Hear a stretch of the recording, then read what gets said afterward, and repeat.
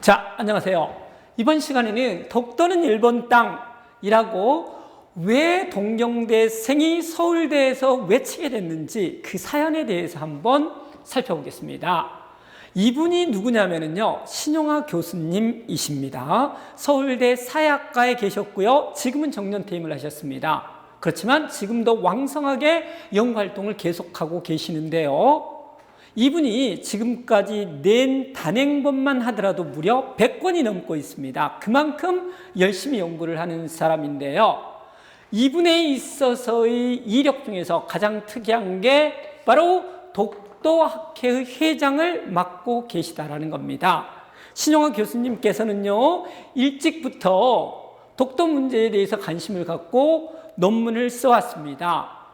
제가 박사과정에 다닐 때 어디 부담 없는 수업이 없을까라고 찾던 중에 신용하 교수님께서 독도 문제를 가지고서 수업을 한다는 이야기를 듣고서요, 수강 신청을 했습니다. 그때 석박사과정생 20명이 같이 수강을 했었는데요. 수업의 진행 방식은 신용하 교수님께서 그동안에 썼던 논문들을 읽고 토론하는 그런 식이었습니다. 특이하게 신용하 교수님께서는 본인이 썼던 논문들을 미리 복사를 해서, 물론 조교한테 시켰겠지만 미리 복사를 해서 학생들에게 나누어 줬습니다. 그래서요, 매 시간 서너 편의 논문을 읽고서 토론을 했었는데요.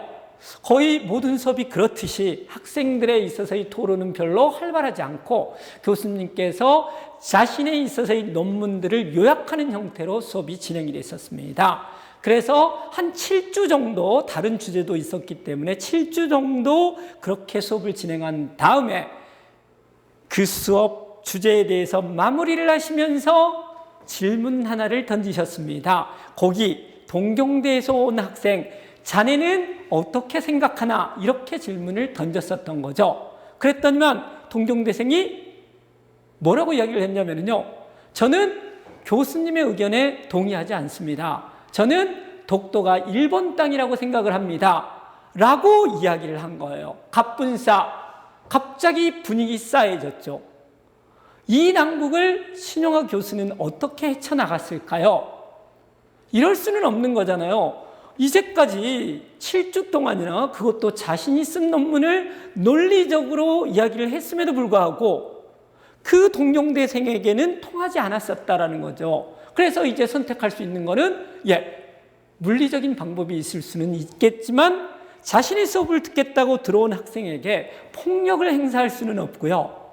갑자기 신용하 교수님께서 그 자리에 같이 앉아 있었던 서울대생들, 학생들에게 화를 내시는 거예요. 그거에 있어서의 요지는 뭐였었냐면요, 서울대생들 반성해야 한다. 왜요?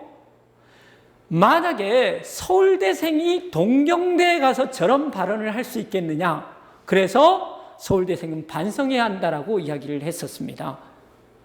앉아있던 우리들은 정말 어이가 없었죠. 아니, 수업에 듣고 교수님이 말을 시켜서 그 학생이 자신의 의견을 대답했을 뿐인데 그 학생의 발언을 할 수 있도록 내버려둔 서울대생이 반성을 해야 된다. 이런 것들은 상당히 납득하기 어려웠습니다. 하여간 그 수업은 그렇게 마무리가 지어지고요.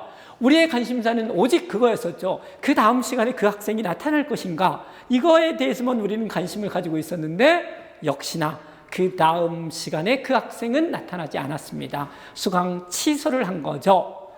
이같이 독도 문제는 한국인들에게 있어서의 엄청난 중요성을 가지고 있습니다.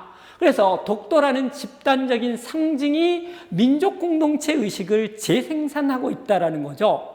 이거는 기독교 예를 들어보면 이해하기가 쉽습니다. 십자가라는 상징을 통해서 기독교인들은 독실하고 충실한 기독교인으로서 재형성되는 겁니다. 그와 마찬가지로 한국인들은 독도라는 집단 상징을 통해서 그것들을 내면하는 것을 통해서 민족 구성원으로서 재생산되게 됩니다. 그래서 집단적 상징을 개인이 가상화하여서 주체로 형성이 된다. 이렇게 보시면 될 것 같고요. 국가기록원에서는 국가 상징으로서 몇 가지를 제시를 하고 있는데요. 단연, 태극기와 애국가, 무궁화 이런 것들을 제시를 하고 있습니다. 태극기와 애국가가 가장 중요하겠죠. 물론 태극기는 요즘 날에 있어서 태극기 부대에 의해서 그 상징성이 많이 훼손되긴 했습니다. 그렇지만 기독교인에게 십자가가 있다면 우리 민족에게는 태극기가 있습니다. 우리는 기독교인들이 십자가를 보면서 기도를 드리듯이 우리들은 국기를 보면서 국기에 대한 맹세를 외웠습니다. 왼쪽 가슴에 손을 얹고서요. 나는 자랑스러운 태극기 앞에 조국과 민족의 무궁한 영광을 위하여 몸과 마음을 바쳐 충성을 다할 것을 굳게 다짐합니다. 이거를 통해서 민족 구성원으로서 다시 태어났었던 거죠. 여기서 보시면은요, 조국과 민족이 기독교에 있어서의 신의 역할을 대신하고 있는 거고요. 신이 불러서 기독교인들이 그거에 대해서 응답을 하듯이 우리는 조국과 민족이 불러서 몸과 마음을 바쳐서 충성을 다하는 주체로서 다시 태어난다라는 겁니다. 그래서 아까 저게 조국과 민족에게 일방적인 개인에 있어서의 희생을 강요하는 파시스트적인 냄새가 난다라 그래서 2007년도에 이렇게 개정이 되게 됩니다. 자유롭고 정의로운 근대에 있어서의 보다 더 보편적인 이데올로기로 바꿔놨습니다. 그렇긴 하지만 대한민국의 무궁한 영광을 위해서 충성을 다할 것이다라는 본질에는 변함이 없습니다.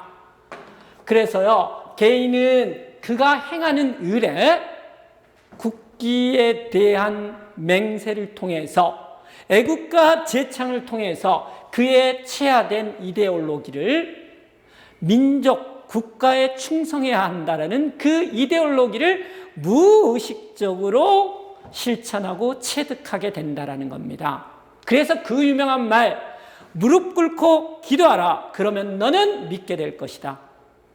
우리는 이거를 국기에 대해서 왼쪽 가슴에 손을 얹고 국기에 대한 맹세를 외워라. 그러면 너는 국가에 대한 충성심이 생겨나게 될 것이다. 이렇게 말할 수 있다는 거죠. 그랬을 때요, 국가라든지 민족을 상징하는 것들은 아까 봤었던 독도라든지 태극기라든지 애국가뿐만 아니라 가상의 실제도 이걸로써 기능할 수 있습니다. 그 예가 바로 우리 누구나 알고 있는 바로 당군 할아버지가 되겠습니다.